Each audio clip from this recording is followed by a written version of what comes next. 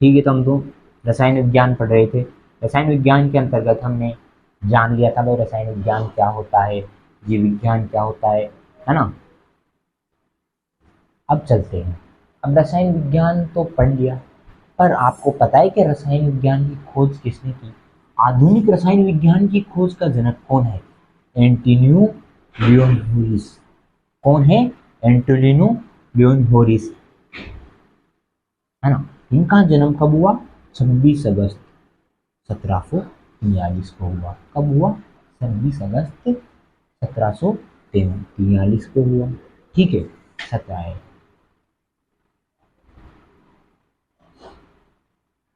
और भारतीय रसायन विज्ञान का जनक सत्येंद्र नाथ बोस है।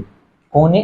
भारतीय रसायन विज्ञान का जनक कौन है? सत्येंद्र नाथ है बच्चों, एस एन बोस बोलते हैं जिसे। रसायन विज्ञान की खोज 18वीं शताब्दी के अंतर्गत की गई थी। कब की गई थी? 18वीं शताब्दी में रसायन विज्ञान की खोज की गई थी। किन्होंने की थी? बोस आइंस्टीन। बोस आइंस्टीन ने नहीं की थी। पहली बात तो ये क्या है ना, इनके सम्मान के लिए इनका नाम दिया गया है। बोस आइंस्टीन संगणन अवस्था होती है जो तारों में पाई जाती है ना, प्लाज्मा अवस्था, उसे ही बोस आइंस्टीन अवस्था, संगणन अवस्था बोलते हैं। ठीक है, तो आगे चलते हैं। रसायन विज्ञान हो गया। रसायन विज्ञान के अंतर्गत क्या आते हैं? पदार्थ आते हैं साहब। पदार्थ को सब जानते हैं, इसे इंग्लिश में मैटर बोलते हैं।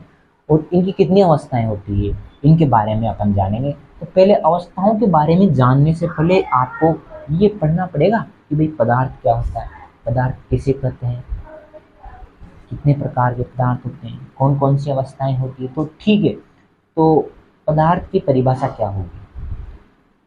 कोई भी वस्तु जिसमें द्रव्यमान, मास, इंग्लिश में इसे मास बोला जाता है, ठीक है, द्रव्यमान हो तथा वो स्थान घेरती हो। कोई भी वस्तु, जैसे ये बोल रहे हैं, मैं ये मार कर रख दिया, मैंने ये मार कर रख दिया, यहाँ रख दिया साहब, तो इसने क्या किया?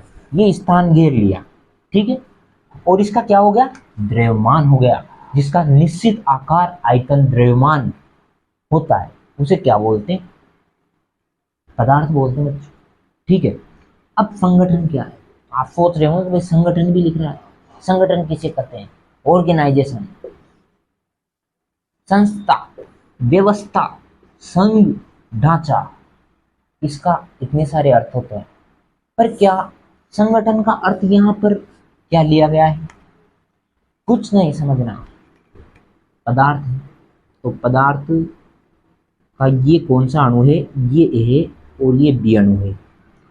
तो अणु भी जो कण होते, कणों से मिलकर अणु बनते हैं, है ना। ठीक है, अणु, परमाणु, पहले अणु आया, अणु प्लस अणु, परमाणु बने। उसी प्रकार ए प्लस बी, तो क्या बन गया? ए बी बन गया। तो ये क्या हुआ? ये हमने इनका क्या किया? इनकी व्यवस्था जमा दी, ए और बी की।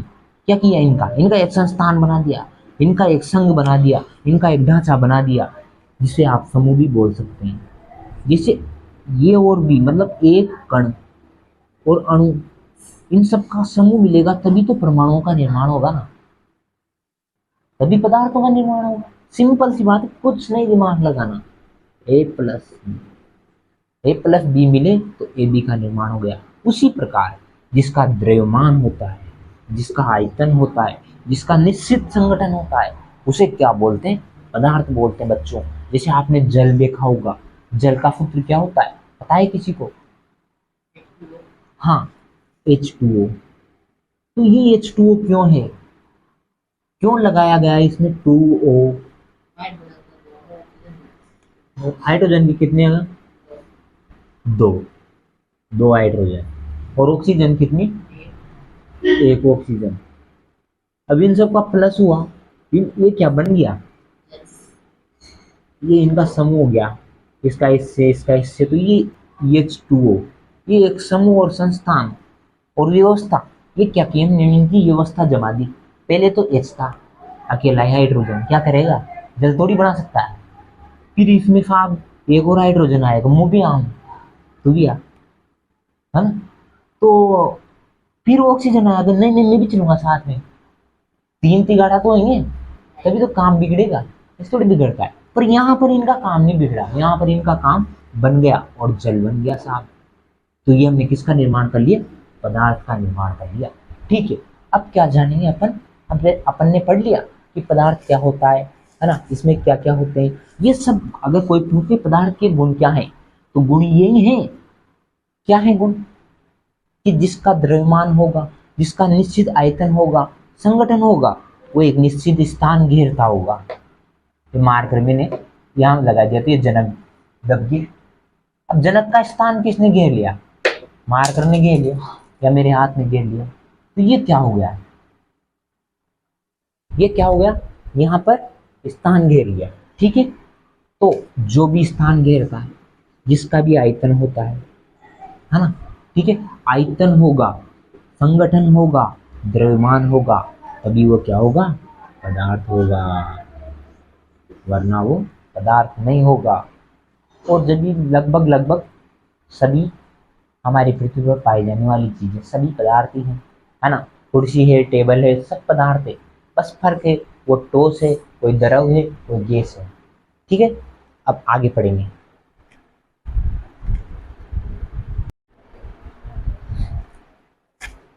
ठीक है, तो हम पढ़ रहे थे पदार्थ, अब क्या पढ़ेंगे हम, पदार्थों के गुण। पदार्थों के कणों में खाली स्थान पाया जाता है। क्या पाया जाता है, पदार्थों के कणों में खाली स्थान होता है बच्चों। ठीक है, तो खाली स्थान कैसे होता है, कैसे पता करोगे आप। ठीक है, तो एक पात्र लीजिए, उसमें कंचे या आप अंटियां बोलते हैं उनको भर दीजिए। ठीक है, भरने के बाद जो ये खाली स्थान बच रहा है बीच में, ये इसमें आप रेत डाल सकते हैं, जल डाल सकते हैं, आसानी से चला जाएगा। फिर डिब्बे में अंटियां भर के देखना, ठीक ना, फिर उसमें जल डालना, रेत डालना, आसानी से चली जाएगी, क्योंकि कणों के मध्य में या खाली स्थान पाया जाता है। पदार्थ के कणों में खाली स्थान पाया जाता है। ठीक है, यहाँ पदार्थ के कणों के मध्य खाली स्थान पाया जाता है, कुछ भी बोल सकते हैं। ठीक है, पदार्थ के कण निरंतर गति करते हैं। हम निरंतर गति कैसे करते हैं, इनमें ऐसी क्या चीज होती है जो ये गति करती है। ठीक है, एक लोहे की छड़ ले ली अपन ने, है ना, लोहे की छड़ ले ली, नॉर्मल सी बात है, इसको नीचे से आग लगा दो, गर्म करो, आग लगाई, आग लगाने के पास पश्चात क्या होगा, लोहे की छड़ गर्म होगी, गर्म होने से क्या होगा, जल भी डालाया अपन ने इसमें साथ में, तो जल क्या हो, गर्म होगा। वाष्प, जल तो वाष्प में बदल सकता है, पर लोहे की छड़ गर्म हो रही है, क्यों हो रही है, क्योंकि उसमें क्या पाई जाती है, इसमें गतिज ऊर्जा पाई जाती है।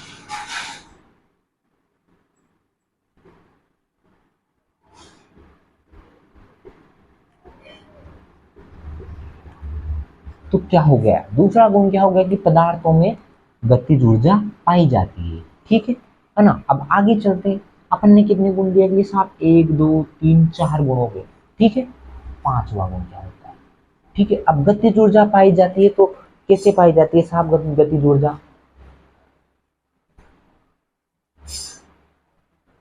अब क्या हुआ, एक और गुण बच रहा है, मैंने बता तो दिया आपको, समझो यहाँ पर क्या हो रहा है। जब मैंने पदार्थ लिए, पदार्थ क्या ली, कंचे या आंटियां बोल दो, ठीक है, कंचे ली, तो इनमें क्या डाला मैंने, रेत और जल डाल दिया, तो इनका क्या होगा, मिश्रण। तो क्या बोल सकते हैं हम, पदार्थों में मिश्रण का गुण पाया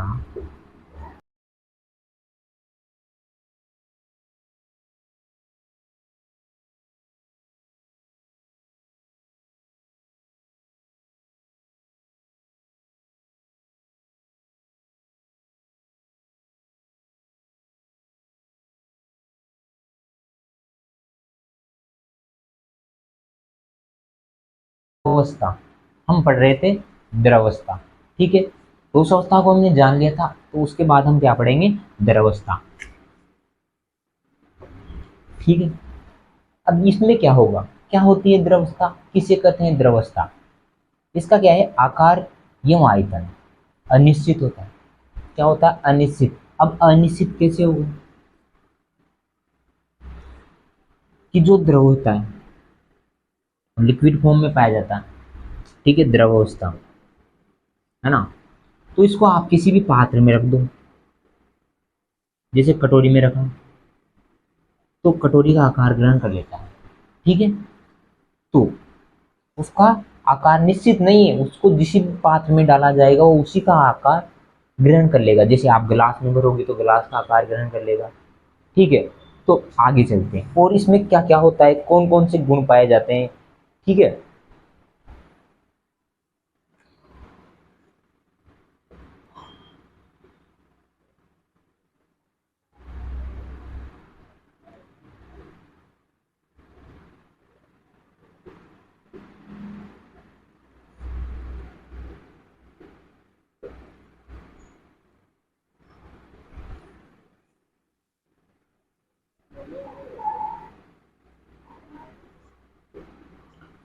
द्रवों की अंतर आणविक दूरी क्या होती है, ज्यादा होती है। कैसे, कैसे पता लगा। अपन ने देखा था, याद हो तो आपको, कि ठोस के कण अत्यंत पास पास होते हैं, है ना। कण ए था और कण बी था, ठीक है, ये पास पास, तो इनसे मिलकर क्या बना था, ठोस बना था। उसी प्रकार ए और बी यहाँ पर आ गई इधर, ये द्रवस्था में आगे साहब, ठीक है। ए और बी द्रवस्था में आगे, तो ये दूर दूर आ गए। क्यों आए दूर दूर, क्योंकि जो द्रव द्रव है तो लिक्विड फॉर्म में द्रव अवस्था है, जैसे टोस है, ये बोटोस है। तो इसको मैं ऐसे करूँ, क्या भी करूँ, मारूं कुछ भी, इसमें छेद नहीं कर सकता। अगर मैं इसमें कैसे करने की कोशिश की तो मेरे को ही उल्टा दर्द होगा, मैं इसको मारूंगा तो मेरे ही लगेगी, इसके नहीं लगेगी। आप द्रव अवस्था को ऐसे करके देखना, द्रव को आप उसमें हाथ डालोगे हाथ चला जाएगा। तो यही कारण है कि इसके अणु दूर दूर होते हैं, ठीक है। तो ये द्रव अवस्था होगी। अब इनकी अंतर आणविक दूरी, मतलब आणविक मतलब अणुओं की दूरी, है ना, दूर दूर होते हैं, ठीक है। ज्यादा होती है, ज्यादा होगी तो ये द्रव हो जाएगा, और कम होगी तो ठोस हो जाएगा, और उससे भी ज्यादा होगी तो क्या हो जाएगा, गैस हो जाएगा, ठीक है। आगे चलते हैं। अब द्रवों का क्या है, डेंसिटी जानते हैं आप किसे बोलते हैं, घनत्व को, ठीक है। द्रवों का घनत्व ठोसों की अपेक्षा कैसा होगा, बताइए, किसी को पता है। ज्यादा, ज्यादा होगा, ठीक है। और क्या क्या गुण हो सकते हैं द्रवों में, बता।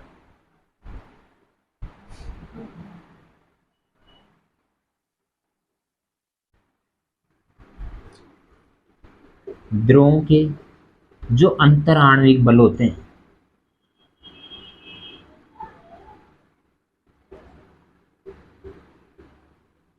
अब अंतर आणविक बल क्या होते हैं, जैसे ये अणु थे तो ये ठोस अवस्था में क्या थे, पास पास थे तब ठोस था।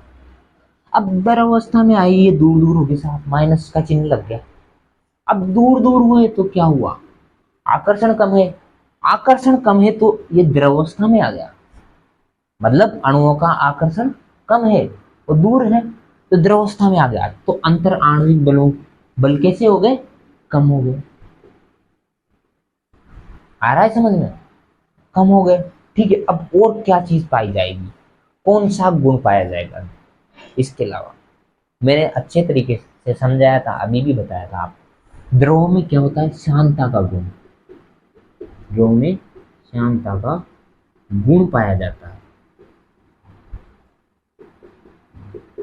अब श्यानता क्या होती है, बहुत सुनते, नाम पहली बार सुना होगा, श्यानता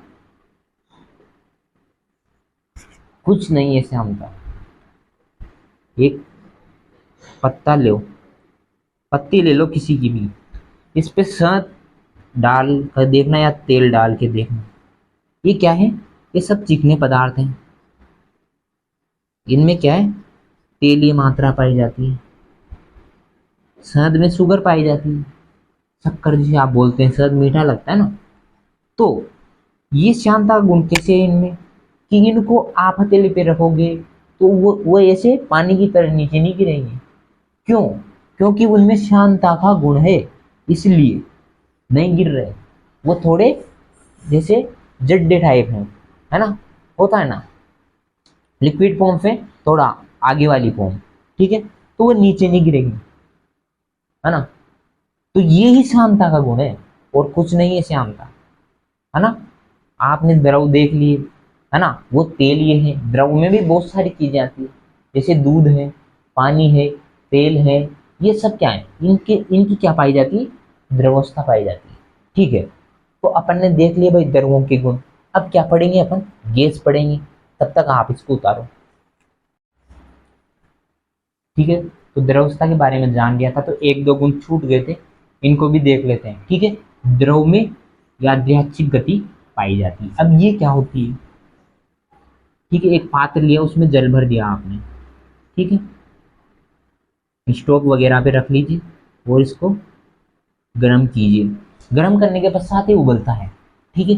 उबलने के पास पश्चात कौन सी क्रिया होती है, इसमें से उष्मा मुक्त होती है, ठीक है, किसके रूप में, गैसीय अवस्था में आता है और वायुमंडल में चला जाता है, ठीक है। तो ये उबलने की गति और वायुमंडल में जाने की क्रिया ही क्या कहलाएगी, यादृच्छिक गति कहलाती है, ठीक है ना। और द्रव, द्रव क्या होता है, पात्र की दीवारों पर जो, जैसे मैंने ये पानी की टंकी है, उसमें भर दिया, द्रव भर दिया, तो आपको पता है अगर इसमें दोनों दीवारें नहीं होती तो द्रव रुक पाता, नहीं पाता। तो ये क्या कर रहा है, ये पात्र की दीवारों पर क्या लगा रहा है, दाब लगा रहा है, ठीक है, ठीक है। तो दाब लगा रहा है ना। तो ये दोनों गुण हो गए। अब आगे चलते हैं अपन,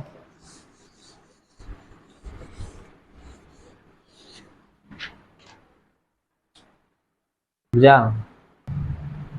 ठीक है। तो गैस क्या होती है, गैस किसे कहते हैं, गैस अभी समझाया मैंने आपको कि जो द्रव होता है, यहाँ तो आप क्या कर रहे थे, गर्म कर रहे थे, गर्म करने के बाद वो उष्मा में बदल रहा था, मतलब गैसीय अवस्था में आ जाता है। तो यहाँ पर मैंने समझाया था आपको, अभी कौन सी गति लिखी थी मैंने, यादृच्छिक गति, ठीक है। तो ये गति है। अब ये गैस में भी कैसी होगी, आप बताएगा कोई मुझे, गैस में कैसी होगी, जल में ज्यादा थी या कम, अभी बता कि निम्नतम, हाँ कम थी, तो फिर गैस में उससे भी कम होगी, मतलब बहुत कम होगी, ठीक है ना। तो जो गैस है, इसका आकार, आयतन निश्चित होगा या अनिश्चित, अनिश्चित होता है, ठीक है। और क्या चीजें होती है इसमें?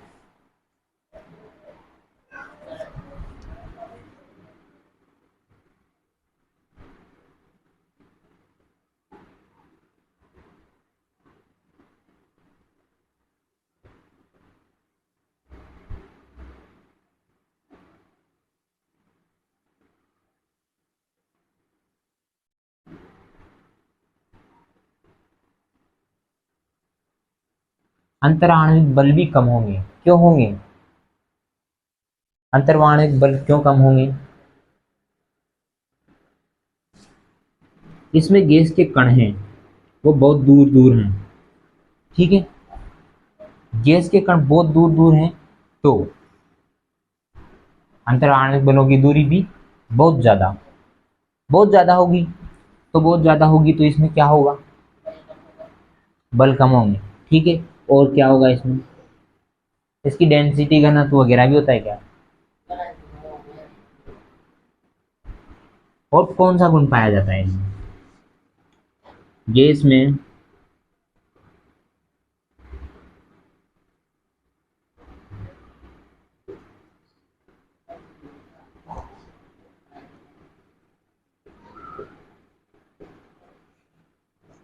गैस में संक्रियता का गुण पाया जाता है, ठीक है।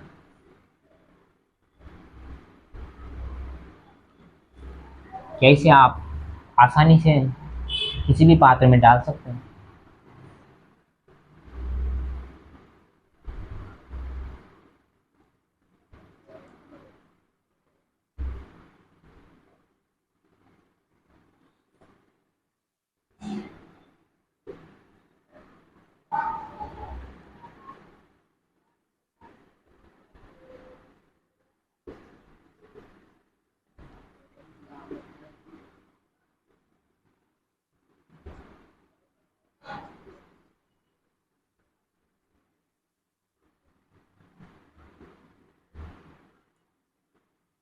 ठीक है, इसमें पात्र की दीवारों पर अत्यधिक दाब उत्पन्न होता है। क्यों? क्योंकि इसके अणु बहुत दूर दूर होते हैं। इसको गैस में जब भरेंगे अपन तो दाब अत्यधिक लगाना पड़ेगा, तब तब पात्र में डाला जाएगा। ठीक है, ये गैस के गुण हो गए, है ना। और भी कोई गुण होता है क्या इसमें, बताइए मेरे को। ठीक है, हाँ, इतने ही गुण हैं गैस के। और आगे पढ़ेंगे अपन ने अब ठोस अवस्था, बंद कर दिया, ठोस अवस्था, द्रवावस्था और गैस अवस्था, तीनों अवस्थाओं के बारे में जान लिया है। अब हम आगे पढ़ेंगे कल, और मैं आपको बहुत अच्छे तरीके से हर टॉपिक को बहुत अच्छे तरीके से डेफिनेशन के साथ बताऊंगा। हर एक चीज़ समझ में आएगी आपको। बस आप ऐसे ही वीडियो देखते जाइए और लाइक सब्सक्राइब करते रहिए। ज़्यादा से ज़्यादा वीडियो को शेयर कीजिए ताकि ये ज़्यादा से ज़्यादा लोगों तक पहुँचे।